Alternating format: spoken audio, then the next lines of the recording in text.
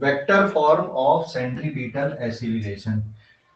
देखो बेटा, centripetal acceleration को वेक्टर फॉर्म पे कैसे लिखा जाएगा। मान लो ये सर्कुलर पाथ में कोई पार्टिकल घूम रहा है, ठीक है, ये हो गया इसका सेंटर, यहाँ कहीं पे कोई पार्टिकल है। रेडियस वेक्टर किधर रहता है, what is the direction of radius vector. ये रेडियस वेक्टर का डायरेक्शन है बेटा, इस साइड पे।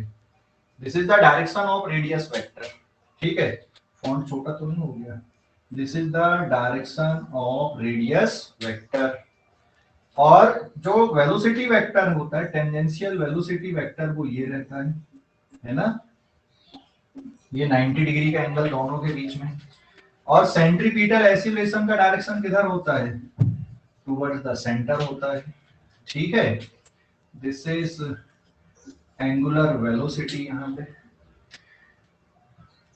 इसका अगर हम लोग इसको लिखेंगे तो सेंट्रीपिटल एसिलेशन का मैग्नीट्यूड किसके बराबर, v स्क्वायर बाई आर या v स्क्वायर अपॉन आर, है ना। v स्क्वायर मतलब vt स्क्वायर अपॉन आर, एक ही बात है यहाँ पे।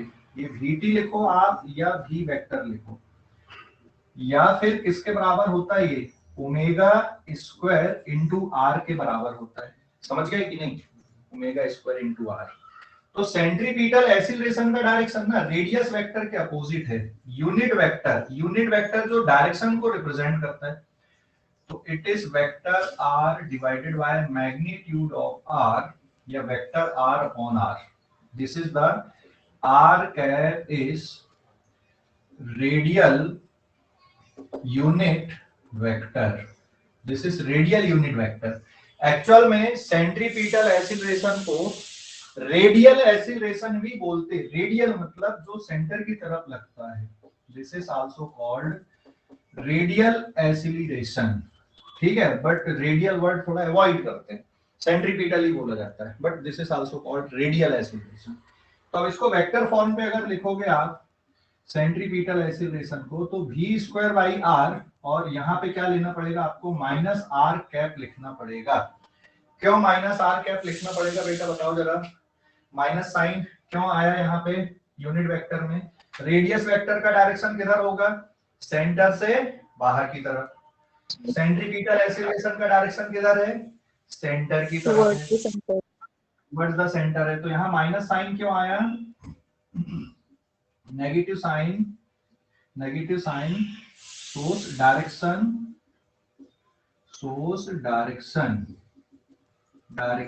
Of AC is opposite to, किसके अपोजिट है ये, is opposite to R cap. R cap का डायरेक्शन होता है सेंटर से बाहर की तरफ। रेडियल यूनिट वेक्टर, इसका डायरेक्शन सेंटर से बाहर की तरफ है। तो इसको और ऐसा भी लिख सकते हैं, एक तरीका ये हो गया यहाँ पे, और एक और तरीका ऐसा भी हो सकता है। और centripetal acceleration is v square by R. R cap को क्या लिख सकते हैं हम लोग, minus R vector divided by R, या फिर minus of v square divided by R square into vector R, ऐसा भी लिख सकते हैं हम इसको, ठीक है, वेक्टर आर के फॉर्म पे। और ओमेगा स्क्वायर आर के फॉर्म पे लिखना है तो फिर तो ये सीधा सीधा हो जाएगा, कुछ करने की जरूरत ही नहीं है। ओमेगा स्क्वायर इंटू आर, और यहाँ पे जो यूनिट वेक्टर आएगा वो माइनस आर कैप रहेगा, या फिर minus omega square R vector divided by R cancel हो जाएगा, minus omega square R vector, ये डायरेक्ट हो गया। So this is the vector form of centripetal acylation.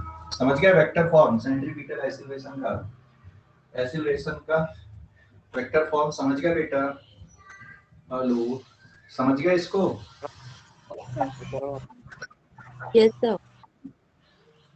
देख, सेंट्रीपिटल एसिलेशन का मैग्नीट्यूड का क्या फार्मूला होता है, v स्क्वायर अपॉन आर या फिर omega square R. R cap एक यूनिट वेक्टर है। यूनिट वेक्टर का डायरेक्शन होता है सेंटर से बाहर की तरफ। यूनिट वेक्टर का डायरेक्शन सेंटर से बाहर की तरफ, समझ गए। यूनिट वेक्टर का डायरेक्शन किधर होता है, सेंटर से बाहर की तरफ होता है। समझ गए बच्चों, यूनिट वेक्टर का डायरेक्शन सेंटर से बाहर की तरफ। यूनिट वेक्टर मतलब vector divided by magnitude of the vector. तो r अपॉन r बन गया, वेक्टर r डिवाइडेड बाय उसका मैग्नीट्यूड, ये रेडियल यूनिट वेक्टर है। तो सेंट्रीपिटल एक्सीलरेशन कैसे लिख दोगे? देखो ये तो मैग्नीट्यूड है, जब वेक्टर फॉर्म पे लिखोगे तो यूनिट वेक्टर का मल्टीप्लाई कर दो डायरेक्शन के लिए। तो centripetal acceleration is given by v square divided by r, और यहाँ पे क्या minus r cap, minus r cap क्योंकि रेडियस यूनिट वेक्टर है बाहर की तरफ, तो उसका माइनस साइन ले लोगे तो उसका डायरेक्शन अपोजिट हो जाएगा। तो ये सेंट्रीपिटल एक्सीलरेशन आ गया यहाँ पे वेक्टर फॉर्म पे। अभी समझ गए? यहाँ पे r कैप को हम बदल के लिख सकते हैं, r कैप की वैल्यू को r अपॉन r लिख दिए, तो ये फार्मूला ऐसा बन गया, है ना? समझ गया बेटा? कोई डाउट इस पे? अरे समझ गए कि नहीं? समझ गए अभी? एक बार बताना।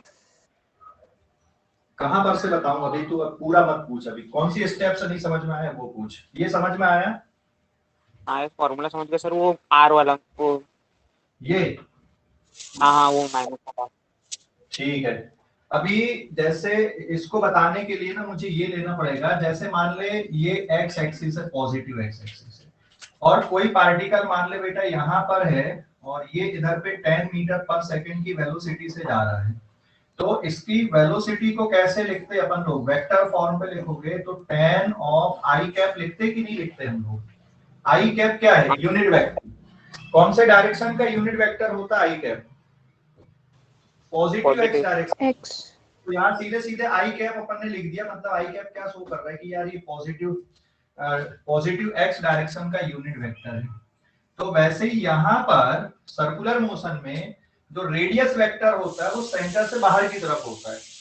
तो रेडियस वेक्टर का यूनिट वेक्टर ये बन गया, जिसका डायरेक्शन सेंटर से बाहर की तरफ है। तो सेंट्रीपिटल एक्सीलरेशन में हम यूनिट वेक्टर का मल्टीप्लाई कर रहे हैं, ये यूनिट वेक्टर है।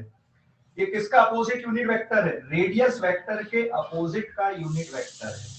अभी समझ गया? अभी समझ गया कि नहीं? हाँ सर। हाँ सर। यस। अभी क्लियर हो गया बेटा? हेलो? हाँ सर। क्लियर हो गया? हाँ। ओके, नोट कर लो अभी इसको भी, फटाफट नोट करो इसको भी, है ना? फटाफट नोट कर लो।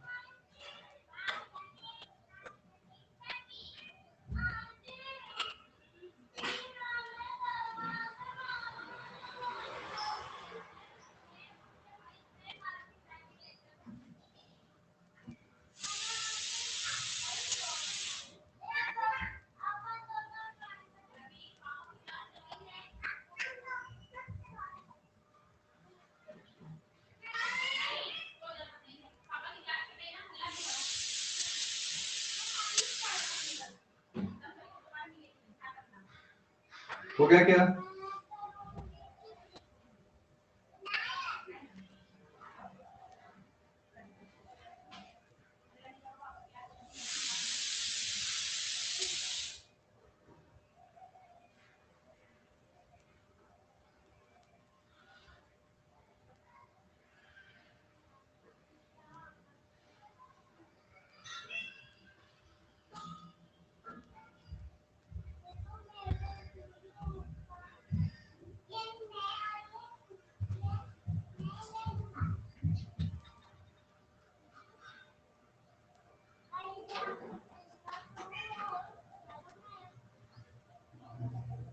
Done sir.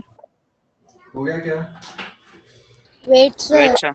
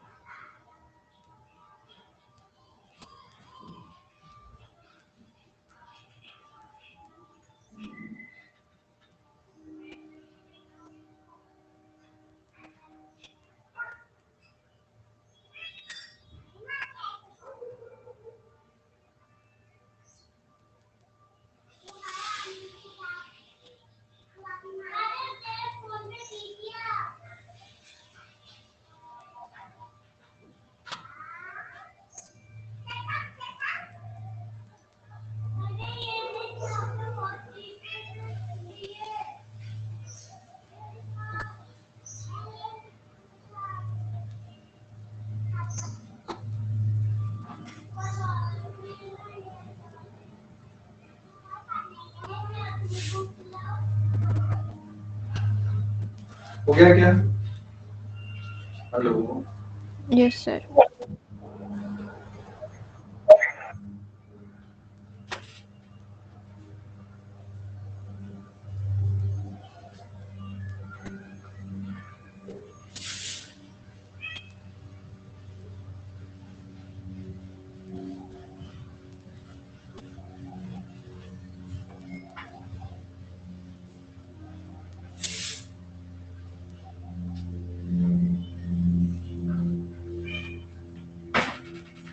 Page number 2।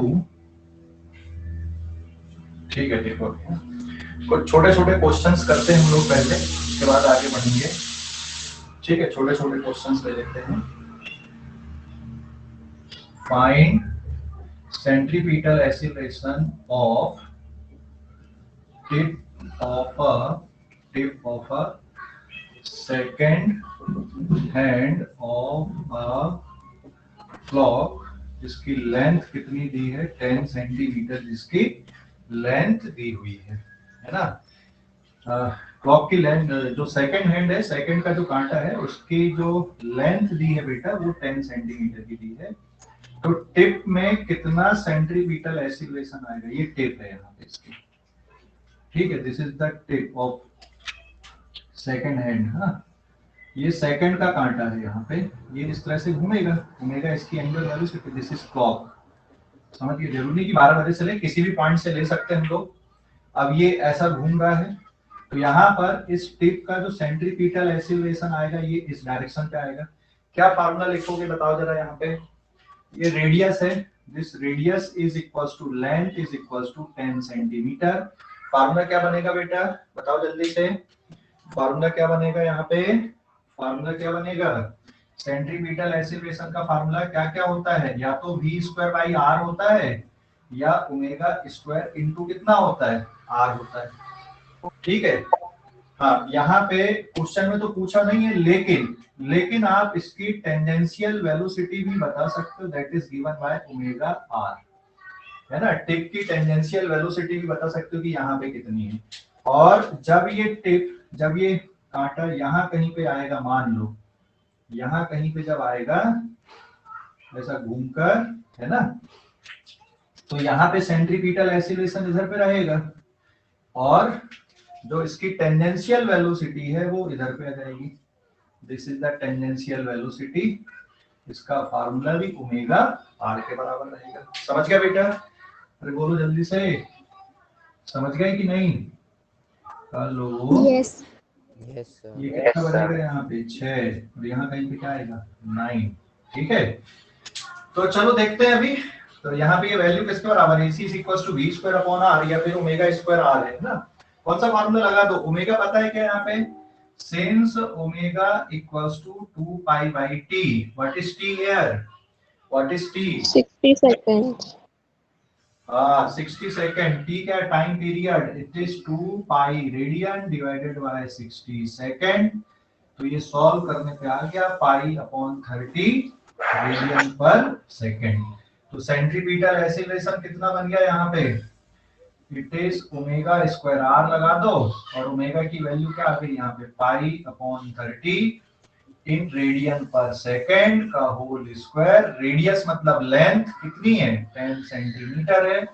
Solve करने पे जाएगा पाई स्क्वायर अपॉन 900 इंटू 10, और ये बन जाएगा अब सेंटीमीटर पर सेकंड स्क्वायर, क्योंकि रेडियन का स्क्वायर इंटू सेंटीमीटर वापस से सेंटीमीटर के बराबर बन जाएगा। ठीक है, एक जीरो से एक जीरो कैंसिल हो गया, pi square upon 90 centimetre per second square. This is the centripetal acceleration. अच्छा, ये टेंजेंशियल वेलोसिटी अगर निकालना है, टेंजेंशियल वेलोसिटी, तो ये किसके बराबर आ जाएगी, यहीं पे कैलकुलेट कर दो। It is pi upon 30 radian per second, और रेडियस कितनी है 10 सेंटीमीटर। तो ये सॉल्व करने पे कितना आएगा बेटा, it is pi by 3 centimetre per second. ये क्या बन गया, इसकी टेंजेंशियल स्पीड बन गई। समझ गए बच्चों? तो बोलो जल्दी से, समझ गए कि नहीं? ओके, फटाफट नोट करो इसको, जरा नोट करो जल्दी से।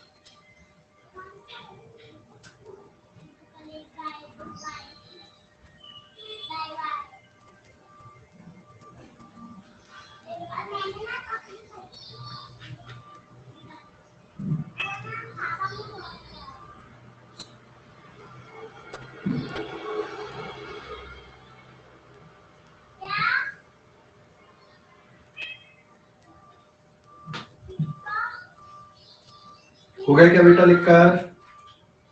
Hello, wait sir sir diagrams अच्छी है। बना लो, फटाफट बना लो। सर हाँ बोलो। सर जब रेडियन स्क्वायर इनटू सेंटीमीटर करते तब स्क्वायर कहाँ पे जाता उसका? देख, रेडियन जो टर्म होता है ना, ये डायमेंशन लेस क्वांटिटी है ये। और जब डायमेंशन लेस क्वांटिटी में किसी डायमेंशन वाली क्वांटिटी का मल्टीप्लाई करते तो वो डायमेंशन के साथ में आ जाता है, इसलिए रेडियन का मल्टीप्लाई किसी के साथ करते तो रेडियन हट जाता है, बाकी जो दूसरा टर्म है वो बचता है। ठीक है, यस सर। ओके।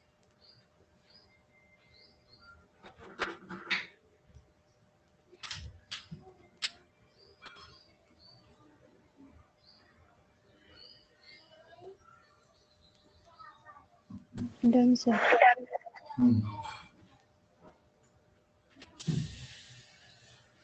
हो गया क्या बेटा लिखकर? Hello, yes sir.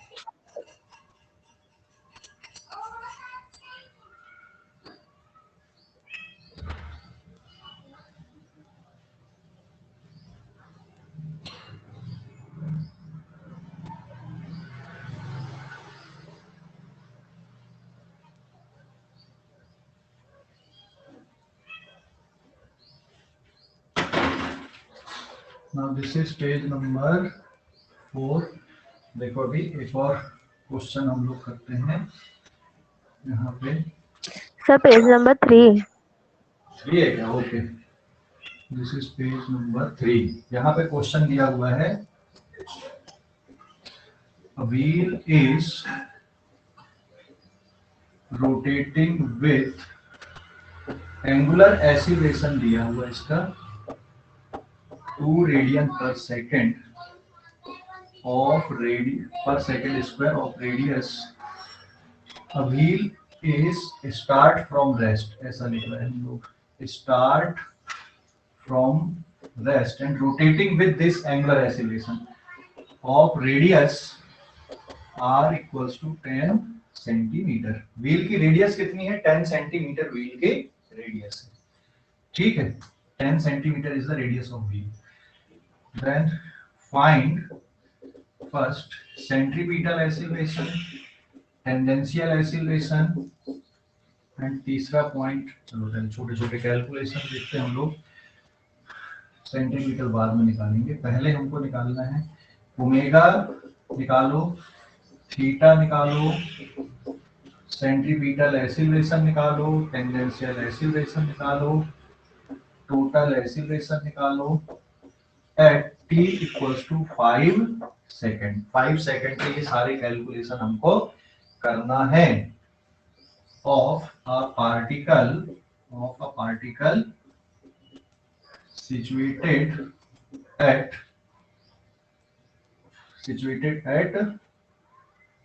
situated at rim। अभी आप लोग ध्यान दो, बहुत इंपॉर्टेंट बात बोल रहा हूं मैं। देखो आपको ये है ना, जब मैं एक्सप्लेन करता हूँ, क्वेश्चन सॉल्व करवाता हूँ, तो आप लोग बड़े आसानी से कर लेते हो क्योंकि डायग्राम और बहुत सारी चीजें आ जाती हैं, आपको समझ में भी आता है। जब टेस्ट में क्वेश्चन होता है या आपके बुक में क्वेश्चन होता है तो वो नहीं कर पाते, लेकिन जैसे ही मैंने थोड़ा सा हिंट दिया तो भी आप बहुत सारे बच्चे जो है ना वो कर लेते हैं उसमें, मतलब जो भी पूछने आते मैंने हिंट दिया, हाँ सर हो जाएगा। इसका रीजन क्या है? इसका रीजन है कि आप लोग ना टेक्स्ट बुक की रीडिंग नहीं करते हो बराबर। अच्छा, कितने बच्चे फॉलो कर रहे हैं? मैंने बोला कि बेटा एनसीईआरटी पढ़ना 4 बार 5 बार पढ़ना है एनसीईआरटी, कितने बच्चे फॉलो कर रहे हैं उसको? रीडिंग भले नहीं भी समझ में आएगा लेकिन रीड करो। कितने बच्चे फॉलो कर रहे हैं? हैंड रेस करो जरा इसको। टेक्स्ट बुक रीडिंग बहुत मैंडेटरी है, बहुत जरूरी है टेक्स्ट बुक रीडिंग। 15 बच्चे, 21 बच्चे।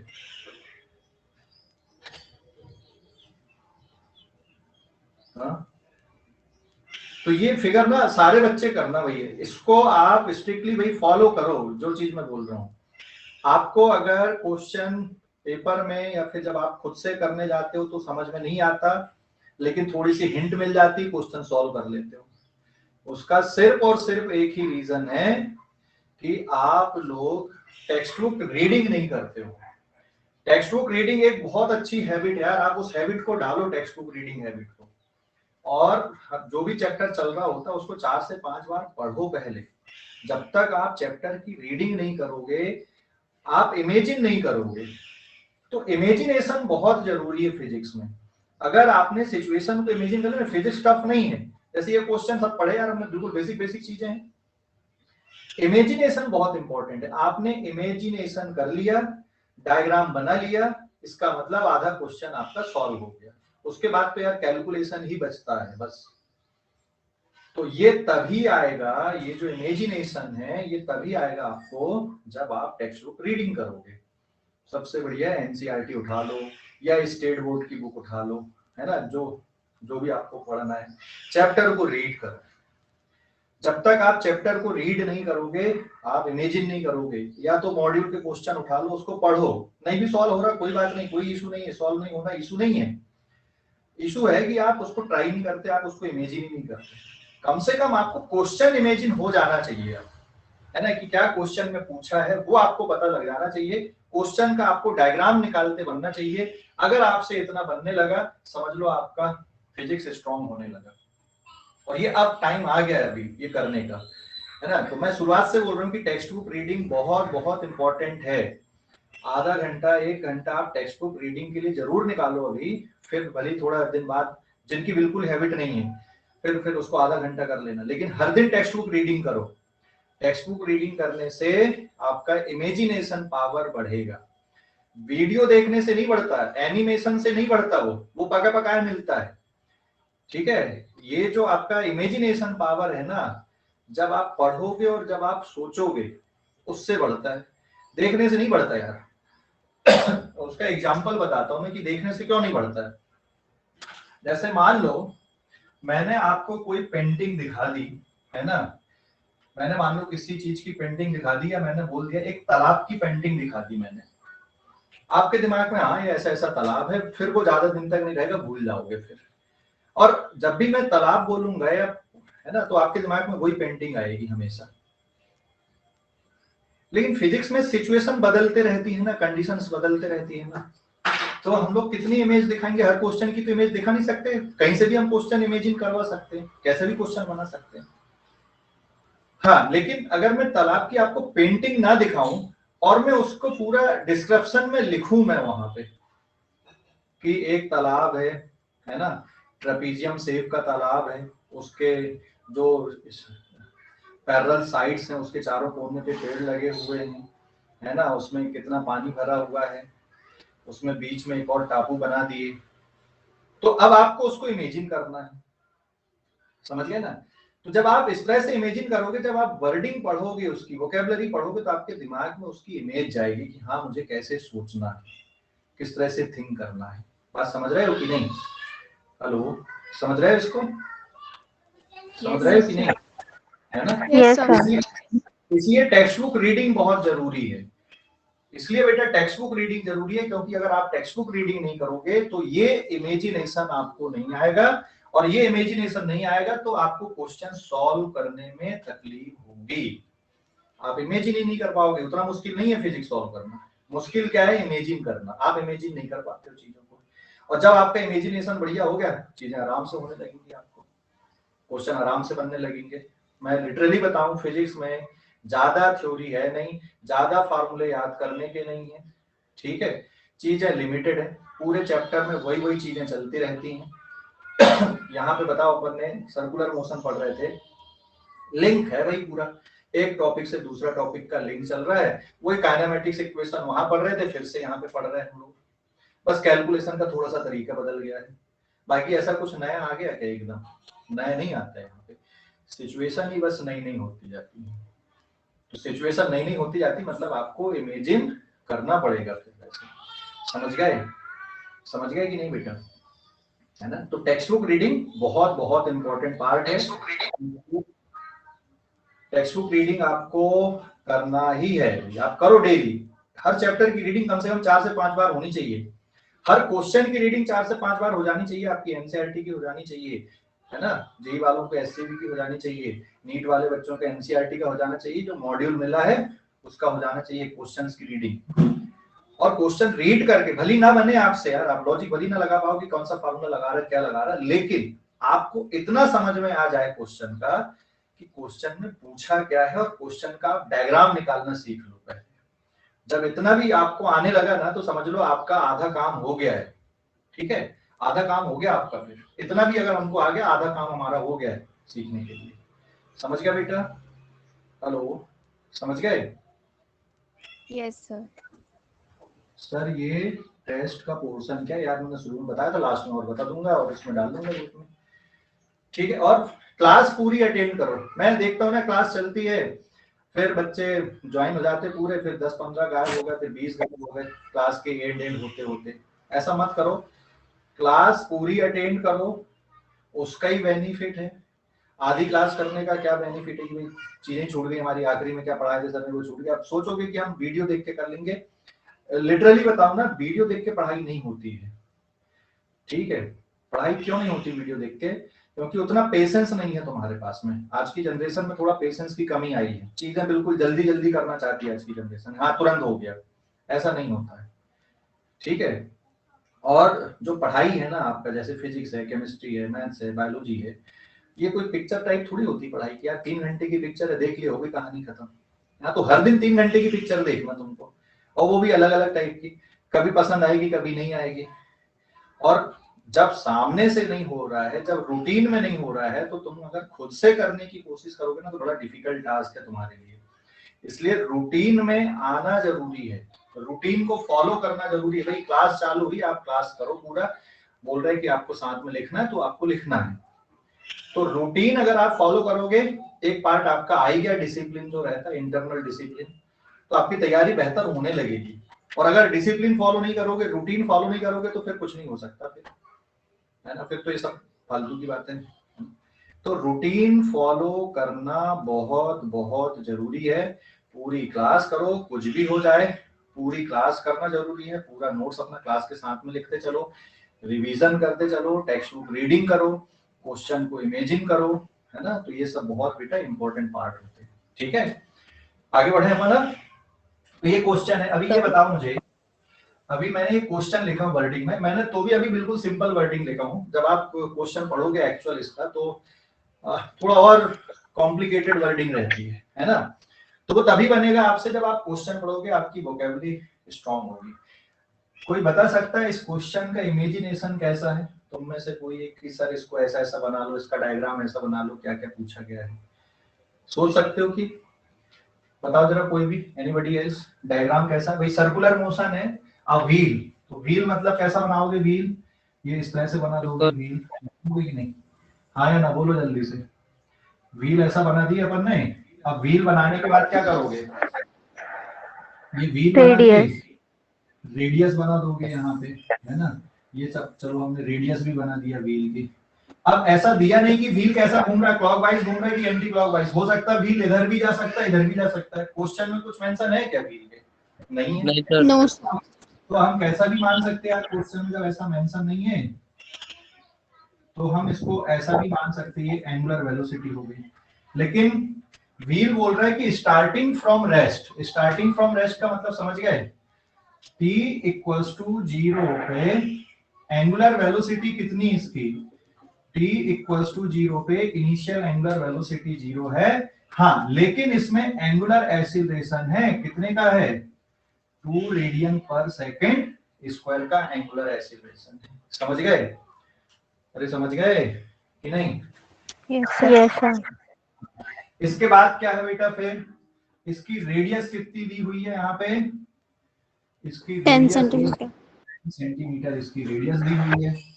चलो ये भी हो गया। अब ओमेगा निकालना है, बाकी सब कब निकालना है? t इक्वल्स टू 5 सेकंड पे of a particle situated at rim. Rim यहाँ कहीं पे आएगी, मान लो ये पार्टिकल अपन ने ले लिया जो रिम के पास में है।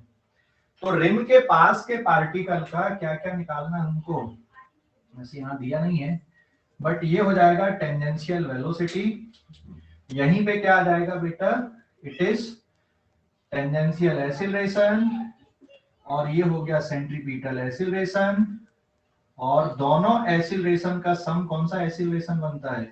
टोटल एक्सीलरेशन बन जाता है ना? और ये कब निकालना हमको? ये निकालना t इक्वल्स टू 5 सेकंड पे निकालना है। समझ गए?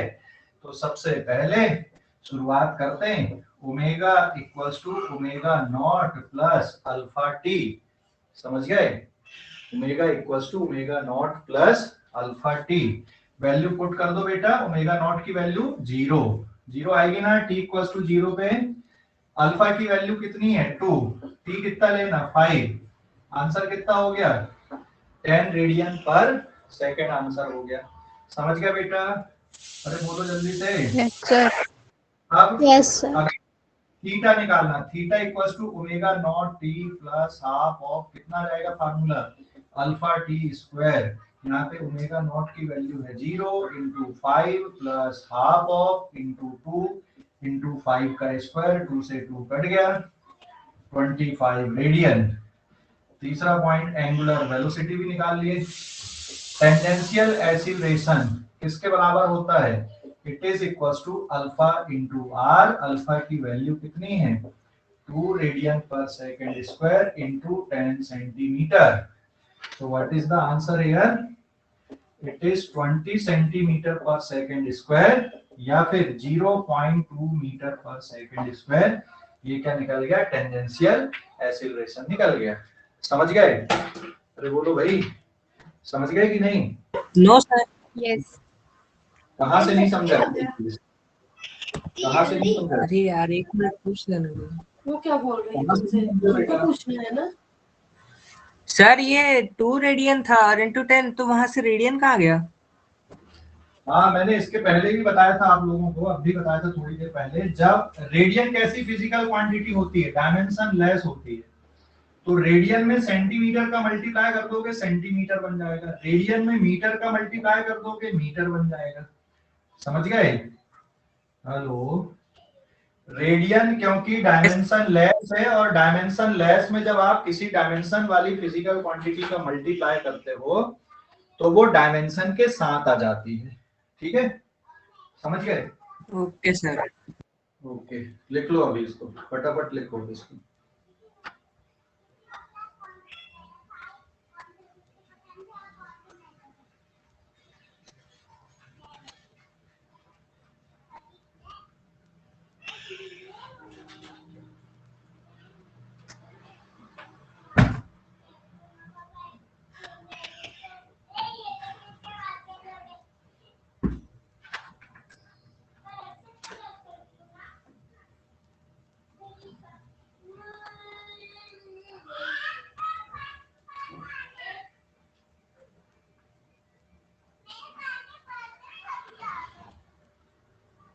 सर फिर एसी कितना हूँ? क्या बेटा?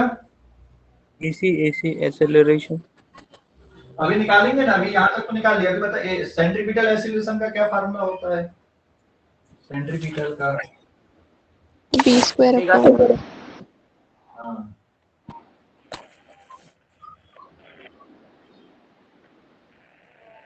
जी स्क्वायर बाई आर या omega square are.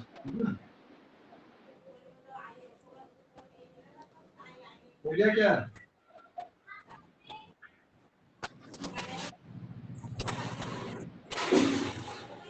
Mic mute रखो। हो गया नोट करके?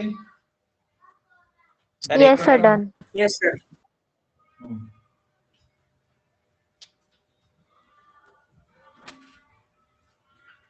नेक्स्ट फिर सर अभी, सर सर हाँ बोल। ठीक है। नोट करना बाकी। सर फिर एसी सेंटीमीटर पर सेकेंड है ना, पर सेकेंड स्क्वायर। अभी देख, सेंट्रीपिटल एक्सीलरेशन का फार्मूला आएगा या तो vt स्क्वायर बाई r रहेगा या ओमेगा स्क्वायर r रहेगा। ठीक है, तो सेंट्रीपिटल एक्सीलरेशन है t इक्वल्स टू 5 सेकंड पे। यहाँ पे जो वेलोसिटी ओमेगा कितना आया था अपना निकल के, ओमेगा की वैल्यू कितनी आई थी? 100 पर सेकेंड। 10 हाँ 10 रेडियन पर 10 सेकंड। रेडियन पर सेकंड का होल स्क्वायर, और रेडियस कितनी इसकी 10 सेंटीमीटर। तो सॉल्व करने पे कितना आ गया बेटा सेंट्रीपिटल एक्सीलरेशन 100 इंटू 10, ये आंसर रहेगा सेंटीमीटर पर सेकंड स्क्वायर। तो इसको मीटर पर सेकंड में कन्वर्ट कर दोगे तो ये कितना बचेगा 10 मीटर पर सेकंड स्क्वायर बचेगा। ठीक है, और अब यहाँ पे क्या करना बेटा, टोटल एक्सीलरेशन और निकालना है। तो total acceleration vector, centripetal acceleration vector plus tangential acceleration vector होता है ना। तो इसका मैग्नीट्यूड अगर निकाल दोगे तो मैग्नीट्यूड कितना बन जाएगा इसका, magnitude will be 10 square plus 0.2 square, और ये पूरा आंसर आपका मीटर पर सेकंड स्क्वायर में आ जाएगा। इसको सॉल्व कर दोगे तो 100.04 रूट के अंदर मीटर पर second square, this is the total acceleration. समझ गया बेटा? अरे समझ गए, समझ गए इसको? बोलो जल्दी से। Yes sir. ओके, चलो नोट कर लो।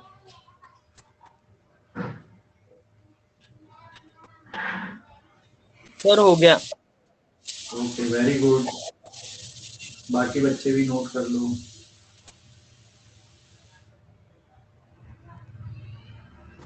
सर 100.4 होगा ना? 100.4 नहीं, 04। 0.2 का स्क्वायर कितना होता है? 0.2 का स्क्वायर होता है 0.04। हाँ,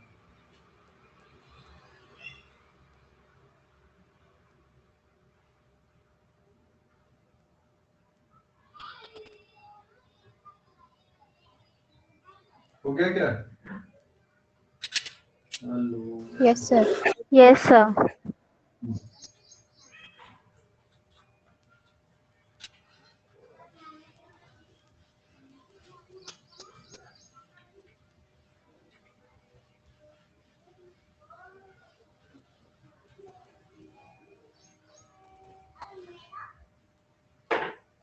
now this is page number 5। यहाँ पे अब हम लोग एक और टॉपिक बता रहे हैं, ध्यान देना। ओमेगा इक्वल्स टू क्या लिखते हैं बेटा हम लोग? थीटा बाई टी लिखते हैं। मतलब थीटा इक्वल्स टू क्या लिखा जा सकता है, बोलो जरा? Omega into omega T. T लिख सकते हैं ना अपन, है ना। ये मान लो कोई पार्टिकल है और ये पार्टिकल कोई सर्कुलर पाथ में घूम रहा है, इसकी एंगुलर वेलोसिटी ओमेगा है, ये पी पॉइंट पे है अभी ये पार्टिकल, ठीक है, एट टी इक्वल्स टू 0 पे। तो यहाँ कहीं पे जब ये आएगा क्यू पॉइंट पे एट टाइम टी पर, तो ये कितना एंगल यहां से यहां तक घूम लेगा? थीटा डिग्री का एंगल यहां से यहां तक घूम लेगा। तो ये थीटा की वैल्यू डायरेक्ट किसके बराबर जाएगी? अगर मान लो ओमेगा ये कांस्टेंट है तो ये थीटा की वैल्यू डायरेक्ट किसके बराबर लिख सकते हो बेटा आप? ओमेगा टी के बराबर लिख सकते हो। समझ गए? थीटा की वैल्यू डायरेक्ट कितना लिख सकते हो आप? ओमेगा इंटू टी के बराबर लिख सकते हो। अब मैं थोड़ा सा वापस वेक्टर की कॉन्सेप्ट पे आता हूं। जैसे मान लो ये एक्स एक्सिस है, ये वाई एक्सिस है, और यहां पर ये रेडियस वेक्टर है, ऐसा ओ से लेकर टी तक का, और एंगल कितने का बन रहा है? थीटा डिग्री का एंगल बन रहा है, ठीक है, या पोजीशन वेक्टर है। तो इसके जो कंपोनेंट आएंगे, ये कौन सा कंपोनेंट हो गया बेटा? एक्स, और ये वाला कंपोनेंट कौन सा हो गया? इसका वाई। तो x की वैल्यू याद है आपको किसके बराबर आता है? ये r cos थीटा। और y की वैल्यू किसके बराबर होती है बेटा? Are sign. यस, है ना। तो यहाँ पे यूनिट वेक्टर का मतलब वेक्टर को हम लोग उसके मैग्नीट्यूड से डिवाइड अगर कर दें, तो ये वेक्टर r एक्चुअल में x i cap plus y j cap divided by r है, और x की वैल्यू है r cos theta i cap plus r sin theta j cap divided by r अगर मैं कर दूं, तो ये जो यूनिट वेक्टर बच रहा है ये किसके बराबर बच रहा है? cos theta i cap plus sin theta j cap के बराबर बच रहा है। r कैप क्या है? यूनिट वेक्टर है, ये वाले डायरेक्शन का यूनिट वेक्टर है ये r कैप। तो r कैप की वैल्यू देखो डायरेक्ट किसके बराबर बच रही है यहाँ पे? cos theta i cap plus sine theta J cap के बराबर बच रही है। ऑलरेडी पढ़े हुए हैं, फिर से रिकॉल करवाया मैंने, क्योंकि मुझे अब यहाँ पे रेडियल यूनिट वेक्टर लिखना तुमको सिखाना थोड़ा वेक्टर फॉर्म में। तो नोट करो, पूरी क्लास करना, लेकिन इंपॉर्टेंट पॉइंट आने वाला, रेडियल यूनिट वेक्टर और टेंजेंशियल यूनिट वेक्टर कैसे लिखेंगे। इसके फॉर्म पे, जैसे यहाँ पे साइन कॉस थीटा आई कैप आ गया, साइन थीटा जे कैप आ गया। तो जब कोई पार्टिकल सर्कुलर पाथ में घूमता है तो उनके जो यूनिट वेक्टर होते हैं, रेडियल यूनिट वेक्टर और टेंजेंशियल यूनिट वेक्टर, इसको कैसे लिखेंगे, ठीक है। नोट करो पहले फटाफट इसको, फिर आगे बढ़ता हूं।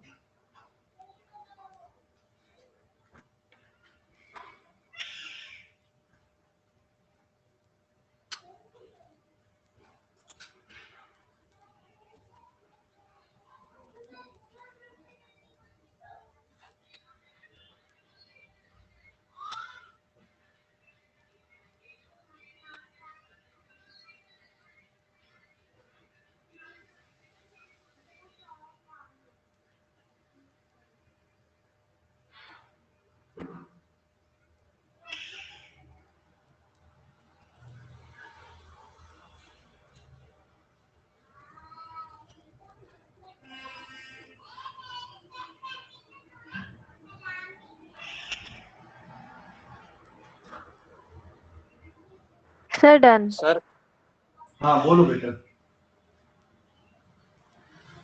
सर ये एक्स प्लस क्या क्या चीज बेटा,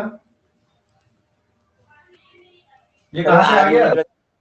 नहीं नहीं वो नहीं, इसके नीचे वाला हाँ, वो बताना एक बार। यूनिट वेक्टर की डेफिनेशन बोलो जरा। यूनिट वेक्टर की डेफिनेशन कैसे निकालते हैं हम लोग? यूनिट वेक्टर कैसे लिखते हैं? यूनिट वेक्टर कैसे लिखते हैं, याद है? यूनिट वेक्टर की डेफिनेशन, यूनिट वेक्टर की डेफिनेशन, यूनिट वेक्टर का symbol A cap, B cap, I cap, J cap, के कैप एक्सेट्रा, बराबर है। यूनिट वेक्टर मैग्नीट्यूड क्या होता है? यूनिट वेक्टर का मैग्नीट्यूड होता 1 और सिंबल ऐसे बनाते। तीसरा point, unit vector of a vector, unit vector of a vector, किसी वेक्टर का यूनिट वेक्टर। मान लो हमको ए वेक्टर का यूनिट वेक्टर बताना है, तो it is given by A cap. Vector को उसके मैग्नीट्यूड से डिवाइड कर देते हैं तो यूनिट वेक्टर बन जाता है, ठीक है। एग्जांपल समझ लो, मान लो a vector is 2i cap minus 3j cap plus 5k cap है, तो बेटा इसका मैग्नीट्यूड कितना बन जाएगा? √4 प्लस 9 प्लस 25, समझ गए? कितना हो गया? √38। तो a cap will be given by vector divided by magnitude of vector 2i cap minus 3j cap plus 5k cap upon √38। समझ गया? समझ गया कि नहीं? हाँ सर। हाँ हाँ ओके। नोट कर लो, अभी रिकॉल करवा दिया मैंने, नोट कर लो अभी, फटाफट नोट करो।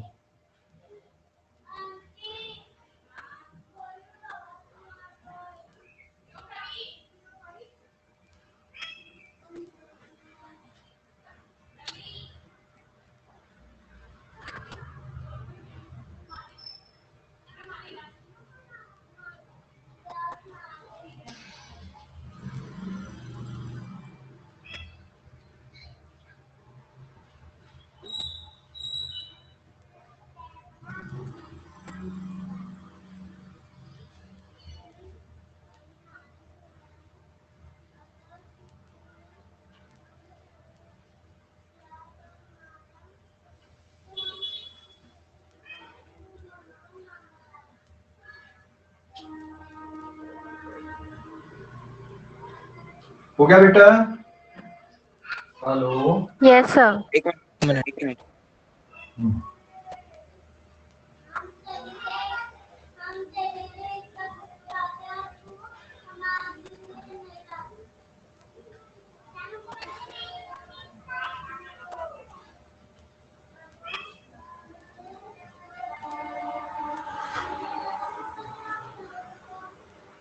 हो गया क्या?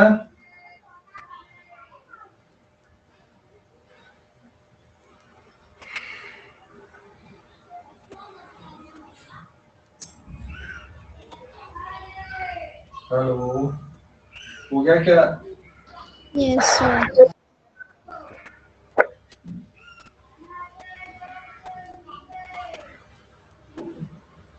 नेक्स्ट फिर radial unit vector and tangential unit vector. अब हाँ, radial unit vector and tangential unit vector, page number 6। Radial unit vector, radial unit vector and radial unit vector को हम लोग डिनोट करेंगे आर कैप से या फिर ई आर कैप से, and tangential unit vector it is denoted by E T cap. Tangential unit vector and radial unit vector, ठीक है। लिखेंगे कैसे? इन अ सर्कुलर मोशन, ध्यान देना, डायग्राम इस तरह से बना रहे बेटा हम लोग। ये कोई भी पार्टिकल मान लो सर्कुलर पाथ में घूम रहा है, तो यहाँ पे क्या करोगे, पहले एक्स एक्सिस और वाई एक्सिस बना दो ऐसा। ये एक्स एक्सिस हो गया, इधर पे वाई एक्सिस हो गया, दिस इज द सेंटर, ठीक है। पार्टिकल मान लो इस तरह से घूम रहा है, ये हो गया सेंटर, ओमेगा एंगुलर वेलोसिटी से घूम रहा है, पार्टिकल अभी यहाँ पे है, ये है t इक्वल्स टू 0 पे, एनी टाइम t पे ये पार्टिकल आ जाएगा यहाँ कहीं पे एट टाइम t पर, समझ गए? तो बेटा यहाँ, और इसकी रेडियस किसके बराबर, r इसकी रेडियस है, यहाँ से लेकर यहाँ तक का एंगल कितना बन गया, थीटा। और ये थीटा की वैल्यू किसके बराबर आएगी, बता सकते हो क्या? थीटा की वैल्यू किसके बराबर रहेगी, ओमेगा इंटू टी के। तो रेडियस यूनिट वेक्टर इधर पे आएगा, रेडियस यूनिट वेक्टर इस साइड पे रहेगा ना, है ना, ये रेडियस r है, तो this is r cap. r cap का मतलब है यहाँ पर e r cap, and it will B cos theta i cap plus sin theta j cap. अच्छा ये बताओ, मैंने ये डायरेक्ट लिखा, ये समझ गए अभी कि नहीं? ये कैसे लिख दिया? ये रेडियस वेक्टर है ऐसा इधर पे, तो अगर हम रेडियस वेक्टर लिखें पूरा O से लेकर P तक, O से लेकर P तक का रेडियस वेक्टर अगर हम लोग लिखते हैं तो कैसा लिखेंगे हम लोग? रेडियस वेक्टर पूरा, रेडियस वेक्टर कैसा लिखा जाएगा बेटा, एक्स आई कैप प्लस वाई जे कैप, ये वाले कोऑर्डिनेट आपके एक्स और वाई हैं, और x की वैल्यू है r cos theta i cap plus r sin theta j cap, और यूनिट वेक्टर अगर लिखना है तो r cap divided vector r divided by r, मतलब cos theta i cap plus sin theta j cap. तो r cap basically radial unit vector है, and it will be given by cos theta i cap plus sin theta j cap. समझ गए? समझ गए इसको? यहाँ पे ऐसा भी लिख सकते हैं हम लोग, ई आर कैप cos थीटा की जगह पे omega T I cap plus sine theta की जगह पे ओमेगा टी जे कैप, लिख सकते हैं बेटा ऐसा? अरे बोलो जल्दी से। Yes sir. Yes, sir. So radial unit vector is given by this equation, radial unit vector ऐसा लिखा जाएगा, ठीक है। चलो नोट करो इसको, फटाफट नोट करो, रेडियल यूनिट वेक्टर ऐसा लिखा जाएगा जिसका डायरेक्शन सेंटर से बाहर की तरफ रहेगी, रेडियस की तरफ रहेगा, ठीक है। अच्छा ये बताओ, अब इसके कारण जो सेंट्रीपिटल एक्सीलरेशन है वो कैसे बनेगा? सेंट्रीपिटल एक्सीलरेशन का डायरेक्शन कैसा होता है, टुवर्ड्स द सेंटर होता है कि नहीं? तो centripetal acceleration vector will be given bye v square upon r minus r cap, या फिर v square upon r minus E R cap, ऐसा भी लिख सकते हैं हम लोग, ठीक है। समझ गए कि नहीं? या फिर सेंट्रीपिटल एक्सीलरेशन को क्या लिख सकते हो आप, omega R vector with negative sign यहाँ पे, है ना, या ओमेगा आर पूरा लिख दो, और यहाँ पे minus of R cap vector, या omega square R minus E R cap vector, ऐसा। तो रेडियस सेंट्रीपिटल एक्सीलरेशन को ये टर्म पे आप ऐसे लिख सकते हो, ठीक है। हाँ यहाँ पे ई आर कैप की जगह ये पूरा टर्म जाएगा cos omega T I cap plus sin omega T J cap के फॉर्म पे। समझ गए? समझ गए बच्चा लोग? अरे बोलो भाई। Yes sir. ओके, फटाफट नोट करो अब जल्दी से। नोट करो फटाफट जल्दी से।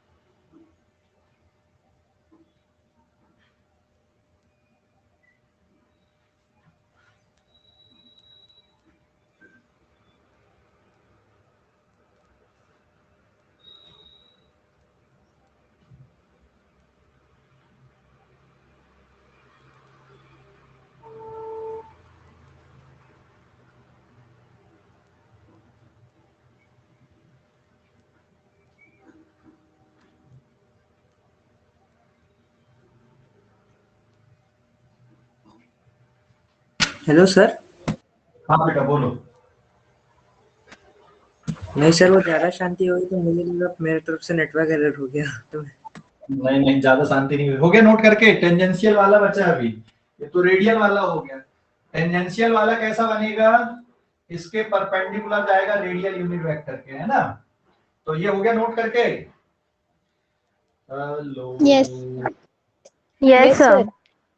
ठीक है, अभी टेंजेंशियल वाला देखो कैसे बनेगा। पेज नंबर 7, इसके परपेंडिकुलर आएगा बेटा। टेंजेंशियल यूनिट वेक्टर जो रहेगा ना, इसके परपेंडिकुलर रहेगा, मतलब ये वाले डायरेक्शन पे। This is the tangential unit vector, मतलब रेडियल और ये दोनों एक दूसरे के परपेंडिकुलर बनेंगे। ठीक है, टेंजेंशियल यूनिट वेक्टर इसके परपेंडिकुलर बनेगा। तो रेडियल का फार्मूला क्या आ गया हमारे पास में? रेडियल यूनिट वेक्टर का फार्मूला आर कैप या ई R cap is cos omega T I cap plus sine omega T J cap. अब थीटा की जगह ना ओमेगा टी लिख दिया हमने यहाँ पे। और tangential unit vector it is perpendicular to radius unit vector. तो ये सीधा सीधा लिख दूं, अगर इसके परपेंडिकुलर है तो यहाँ पे 90 प्लस थीटा करके हम लोग लिख सकते हैं यहाँ पे।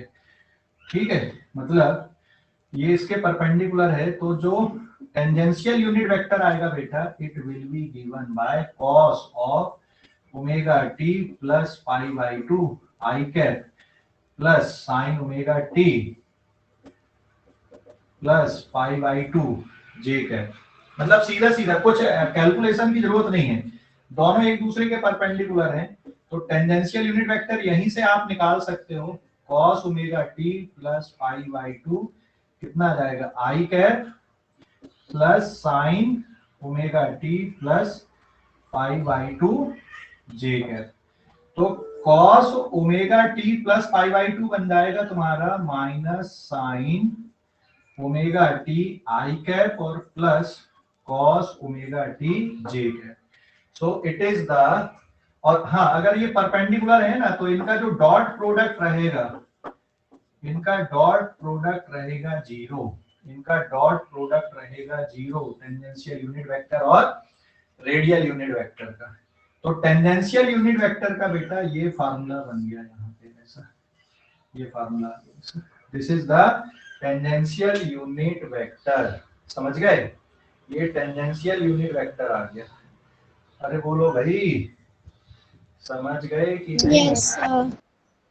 हाँ, कोई डाउट इसमें किसी को? कोई डाउट? कोई डाउट? डायग्राम फिर से बनानी है। हाँ, डायग्राम फिर से बनाना है इसका। नहीं तो उसी डायग्राम में ये ई टैग बना देना, ई है ना, टेंजेंशियल यूनिट वेक्टर बना देना। सर वो सेकंड इक्वेशन समझा दीजिए। कौन सी वाली रे? ये वाली? Yes sir. देख, ये जो टेंजेंशियल यूनिट वेक्टर और रेडियल यूनिट वेक्टर ये कैसे होते हैं? एक दूसरे के परपेंडिकुलर होते हैं ना, है ना? Yes sir. दोनों एक दूसरे के परपेंडिकुलर, मतलब सर। यहाँ पे जो आई है सर यानी कि जो अपन ने परपेंडिकुलर लिया उसको 90 डिग्री पाई बाय 2 लिए ना? हाँ, ये चल 90 डिग्री लिख यार, तुम लोग कंफ्यूज हो जाते हैं लोग। अभी ठीक है। और cos 90 प्लस थीटा कितना होता है? cos थीटा प्लस 90 डिग्री होता है माइनस साइन थीटा, ठीक है? और साइन 90 प्लस थीटा क्या होता है? cos theta. cos theta. हाँ, ये प्लस cos थीटा होता है। बस ऐसा कर दिया अपन ने, हो गया, निकल गया, कुछ करने की जरूरत ही नहीं पड़ी। आगे से याद रखो, है ना? रेडियल यूनिट वेक्टर का डेरिवेशन कैसे किया, टेंजेंशियल का कैसे लिखे, तो दोनों यूनिट वेक्टर लिखना सीख गए आप लोग। रेडियल कैसे लिखोगे, टेंजेंशियल कैसा लिखोगे, है ना? समझ गए बच्चा? Hello. Yes sir. Yes sir.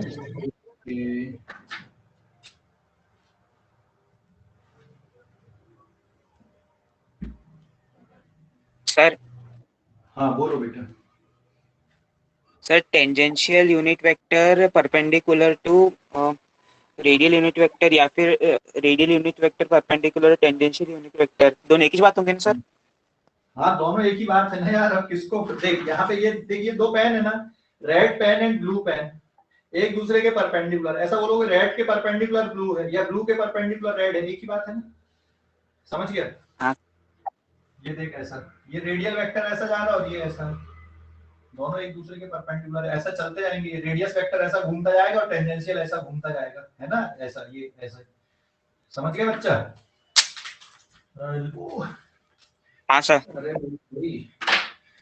चलो लिख लो जल्दी से, है ना? आज के लिए इतना ही, बाकी अगली क्लास में करेंगे हम लोग फिर।